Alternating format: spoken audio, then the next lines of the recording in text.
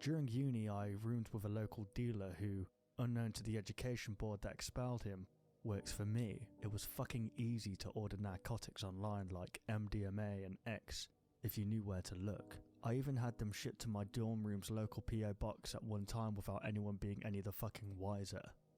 I'd get the drugs online, my former friends would then use his real life connections to sell them since I didn't really have any of my own.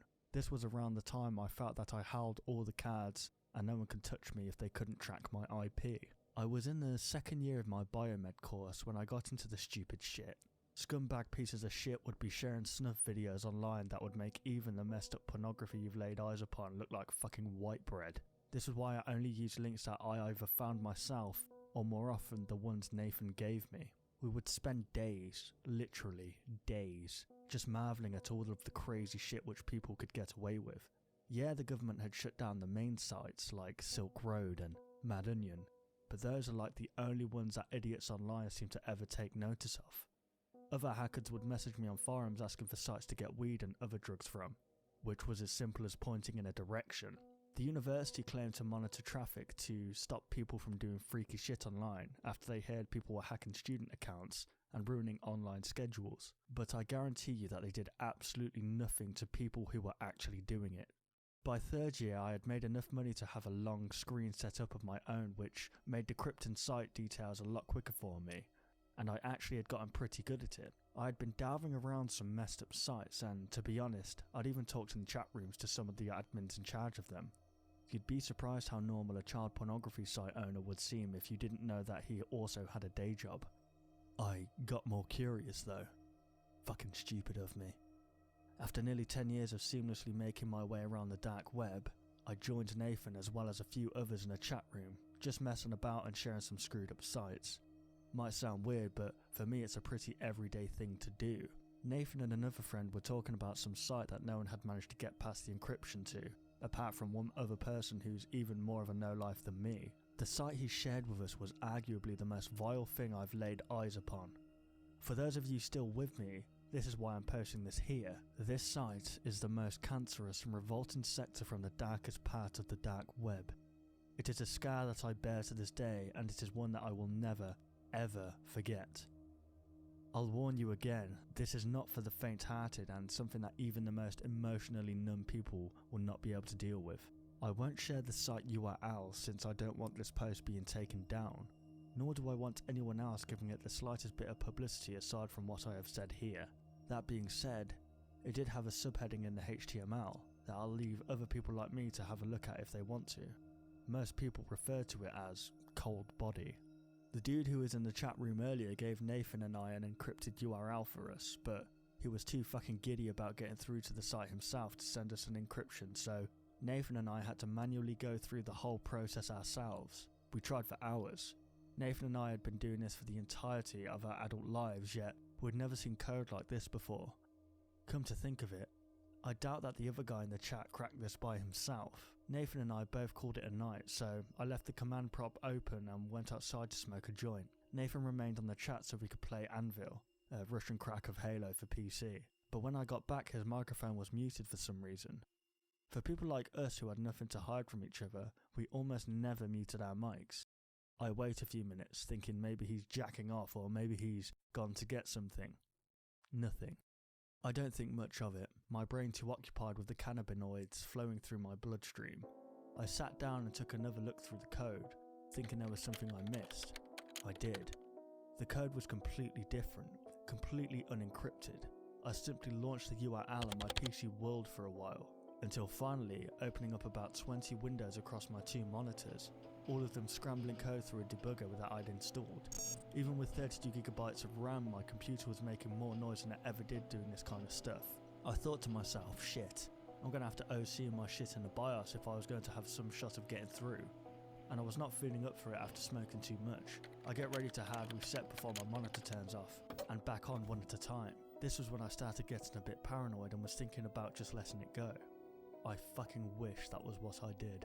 The windows were almost all gone. Only 4 were still there and 2 of them were normal deep websites that the admin probably used to relay the IP address through. All of the text was a dark red and extremely primitive for a site that I had thought would be at least a little bit more impressive considering its security. The main center window only had a small amount of text to the screen. If you have made it this far, you know what you're in for. If you still don't, you don't belong here. Even though I was feeling mellow, the text and sheer awe of what I was getting myself into pierced me with fear. A simple Y/N prompt popped up in the window. I accepted, ready for whatever awaited me on the other side. A chat room window came to life in the second remaining window. I was wondering what it was for. Perhaps another IP relay or a shadow app that hid the true nature of the site behind it. It simply stated, insert name, as well as an optional password that I'm still not sure what was for. The fact that people might have accounts to this kind of site, looking back on it, is fucked up. I used my most recent alias, Diablo_.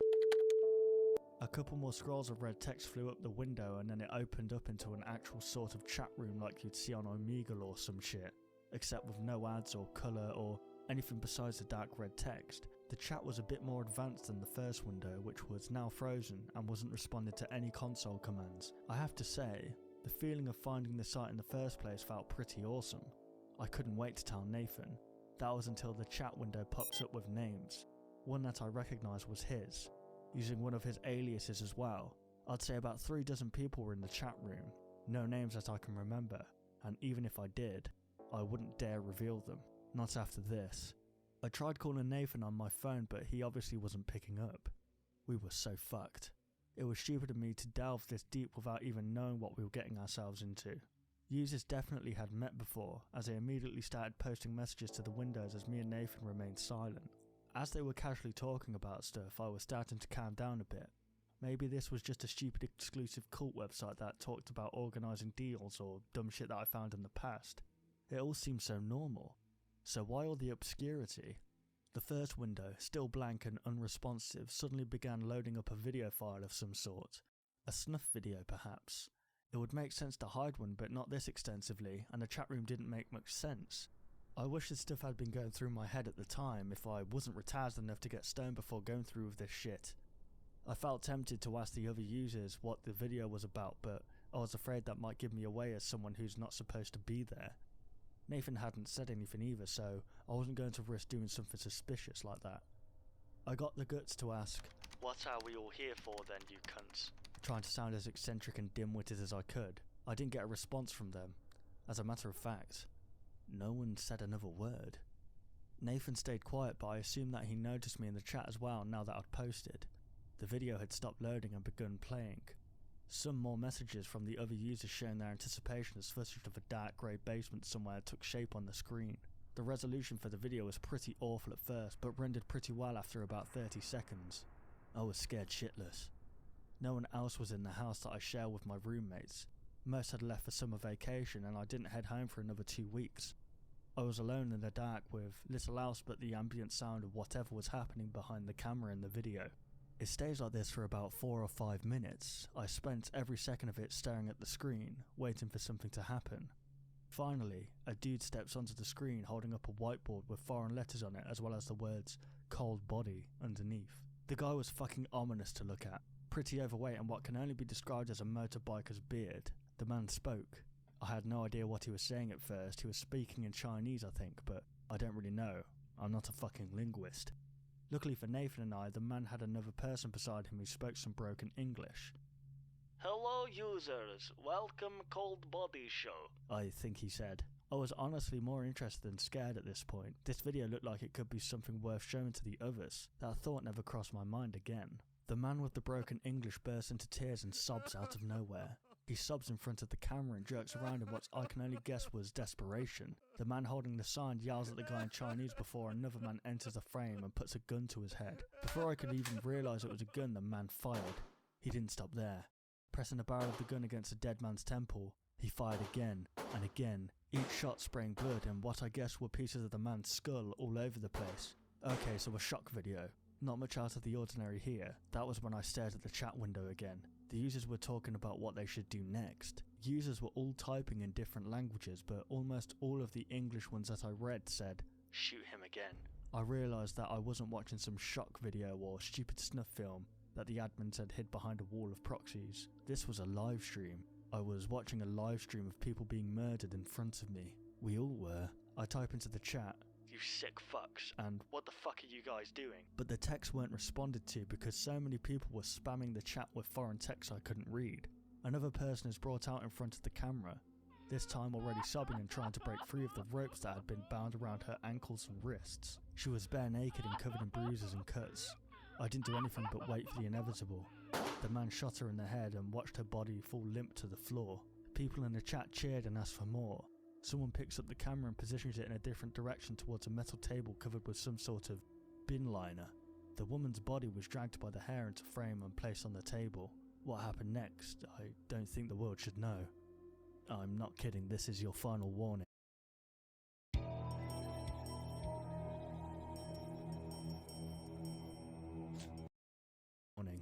The body was slumped on the table like a surgeon would do before operating on a person.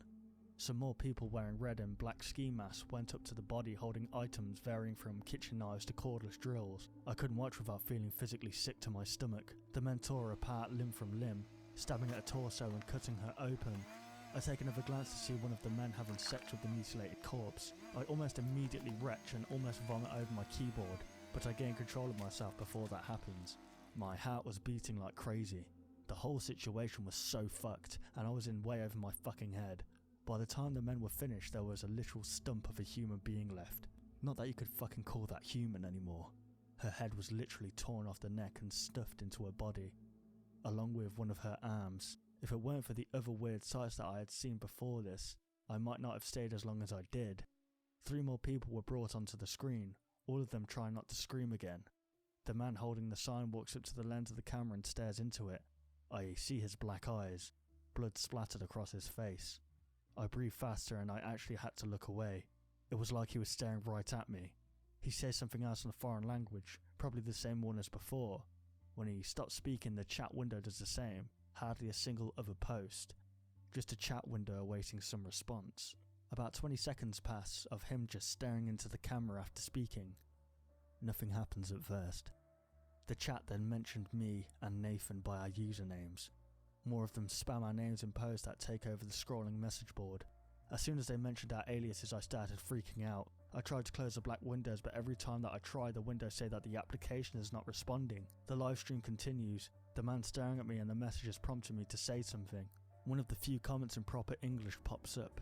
He's asking us to choose which one to kill first. I freeze for about 5 seconds before unplugging my computer from the wall. I didn't care about anything anymore. I just wanted to leave the site and never come back. I sat there with a blank screen in front of me for a bit before pacing around the kitchen. I was done with it. I didn't sleep at all. I was too traumatized to even think about resting after what I had seen. At the time of this happening, I was thinking about reporting the site to the police, but I of all people know they can't do anything to stop this. To think that more of these sites could exist, that more people are getting gunned down and mutilated for entertainment, it's something that I can't fucking think about. Fuck. I spent 2 days talking to some close friends about this stuff, though I left out all the details and just said I'd seen some disturbing stuff online. They all know what I do in my free time, so they didn't think much of it since I'd mentioned snuff films and messed up sites before. They didn't know what Nathan and I had seen. I mustered up the courage to turn on my PC again, and I was fucking relieved to see no sign of viruses and, most of all, no black windows scattered on my desktop. I immediately go to check if Nathan had left me any messages on Raddot. I had several messages from him with a few files attached to the second. I was hoping to talk this whole ordeal through with him, but the files immediately caught my eye. The fucking attachments were pictures of me, stolen from my Facebook and email, pictures of my old school, university and even my friends here. The messages after were my addresses, emails, online aliases, and even the names of my family members. My IP address was posted to the bottom and I realised how fucked I am. The last picture of me and my old girlfriend, with her IP address and details pasted on top of the picture. There's no fucking way they tracked me down. I take a few minutes to pull myself together before writing back. What the fuck happened? Who are you? I didn't get a response, and I still haven't to this day. He has all my details. He knows everything about me and my family, and I don't even know what else. I still don't know what had happened to him since I left that live stream. I can only pray that the information he has doesn't fall into the hands of those murderous, insane motherfuckers who killed and desecrated dozens of people on the darkest parts of the internet. I can't let them find me or those who I care about. I will never go back to that part of the internet again, ever. It's not fucking safe for me, or you, or anyone. The police can't find them, but they can find you. Don't try and find this site. Don't try and report this site. They will do to you what they did to me. And if you think that they won't find you, then remember that I was fucking invisible.